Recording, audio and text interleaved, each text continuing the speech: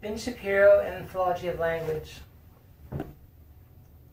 There was no right time to do this vlog, so I just did it. No makeup, no clothes, whatever.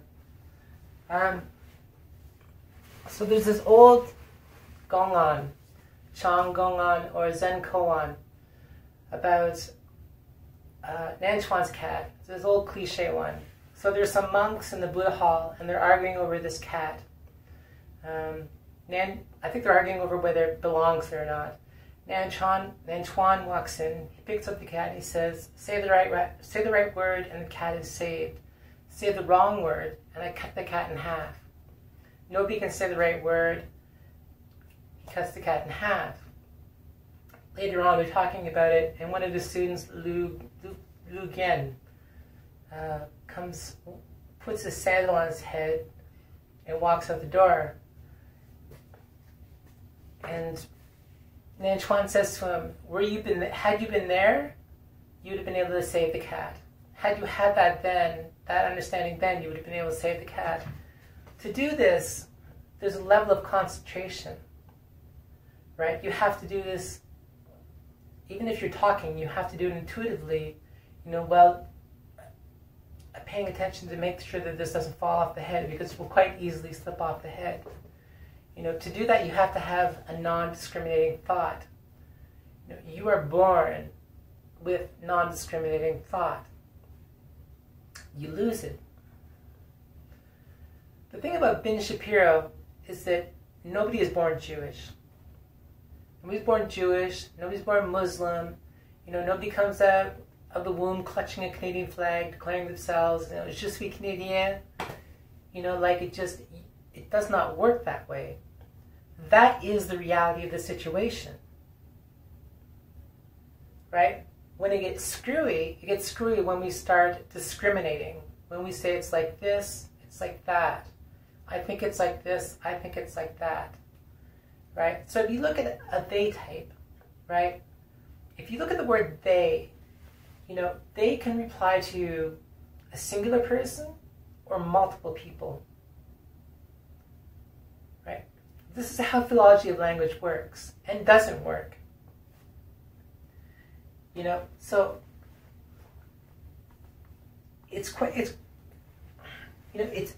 logical that a person may acquire or come to terms with the realization, that their personality, their identity is dual.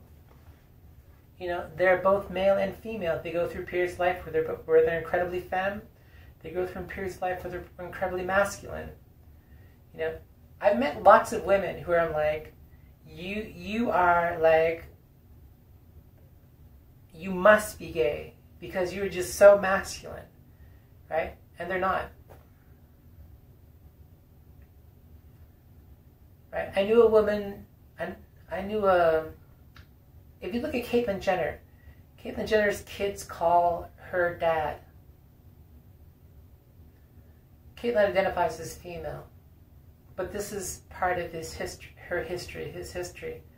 You look at, I knew a trans man, and she had kids, and she identified as a they, right? That's what worked for her. She had transitioned, she was male, and she was taking testosterone. She had a male endocrine system, she had gone through bottom surgery, and she had kids. She had given birth to kids. The term they worked for her. Had she not had kids, she probably would have just identified solely as him. Right? But linguistically, in a discriminatory fashion, the term they worked for him. And so he was a they, him, his, he. Right?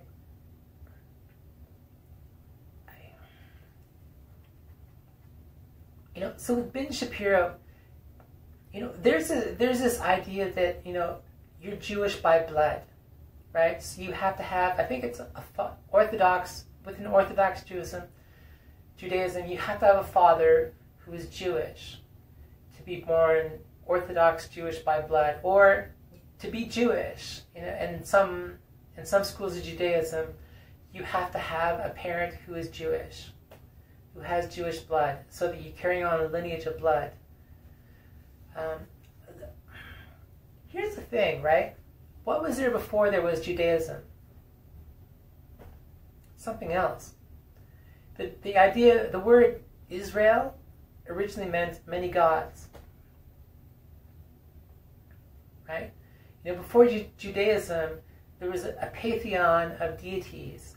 And if you look at the book of Enoch, it talks about human beings as gods. There was probably a point in time in history where certain human beings who were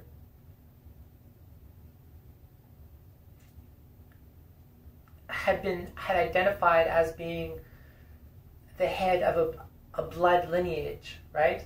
This probably all got woven together into Judaism. This is the case with many, many different types of religions. They go through multiple different changes. They're very different, today than they were then, and stuff like that. But what was there before there was a lineage of people with Jewish blood?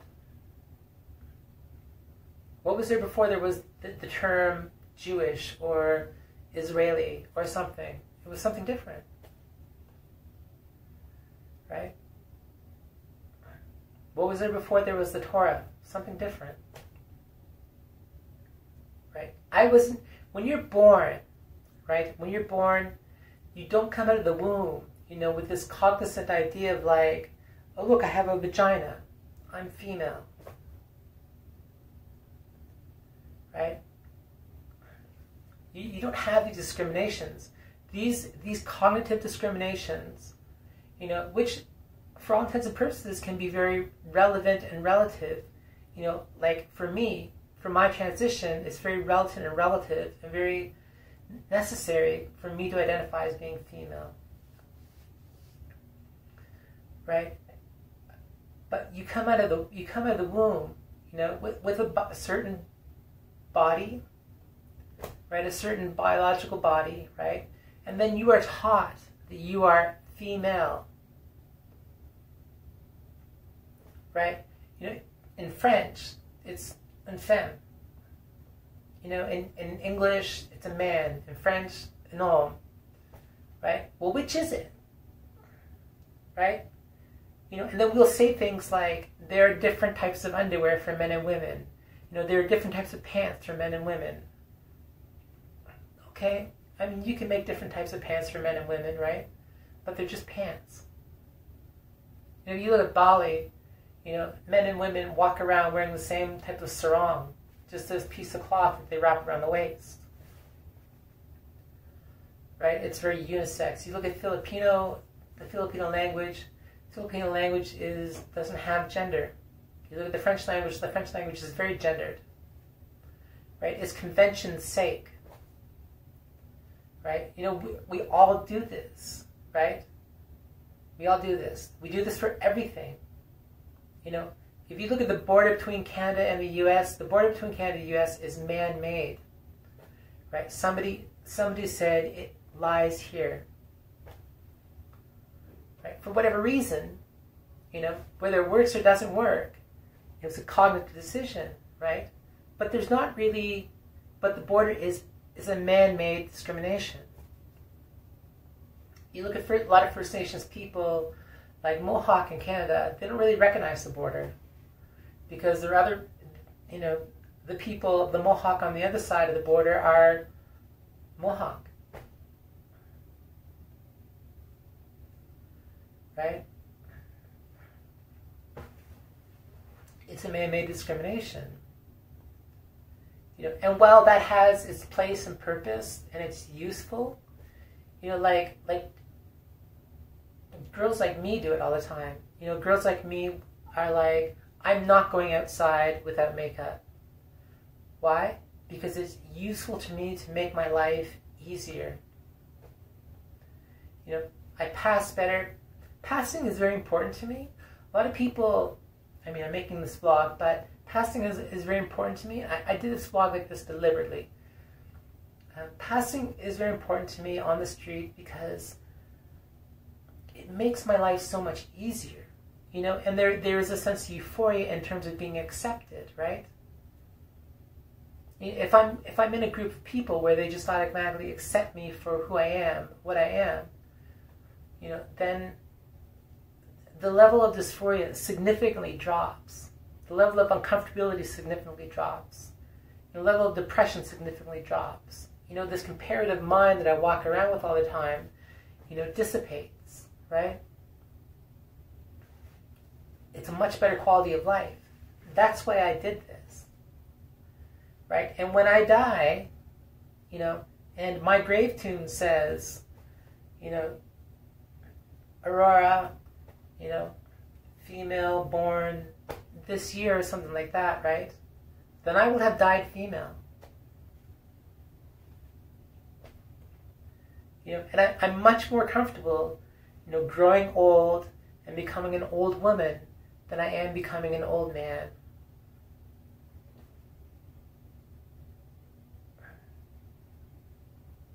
You know, and for that matter, you know, in my transition, in the transition of any person who's transitioning, you know, for example, I'm chemically castrated, right? And I take estrogen. My endocrine system is basically identical to a female's. My hormonal levels are basically identical to a cisgender female's, right? You know, this controls the homeostatic nature of my organs. You know, it dictates the size of my brain.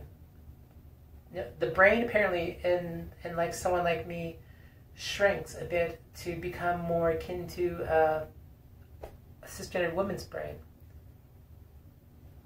You know, there's certain things like during sex, you know. During sex is a prime example of a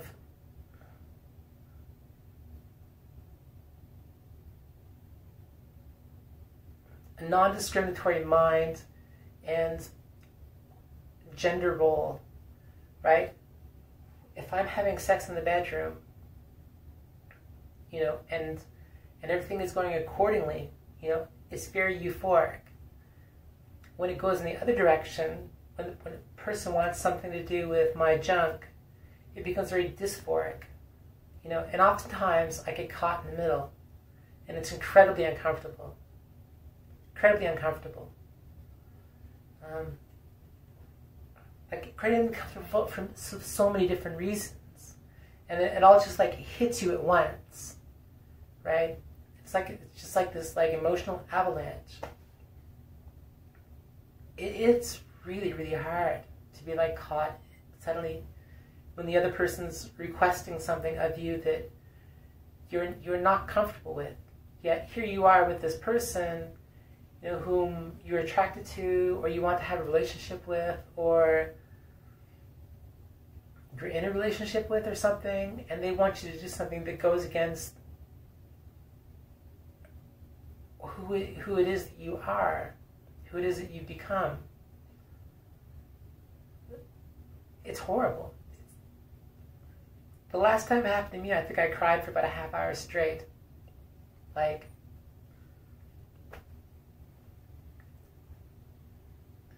but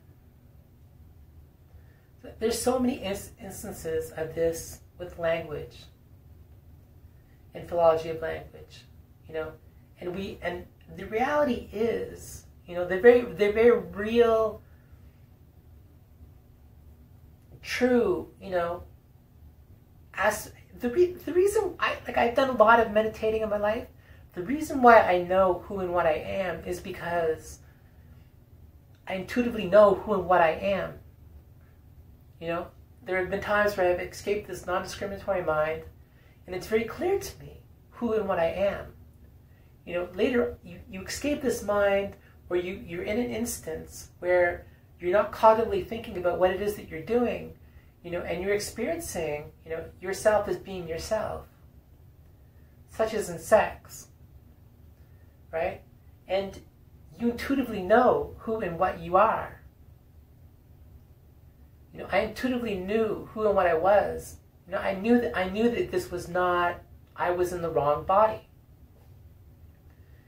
or that my brain, my gender identity, all this sort of stuff was not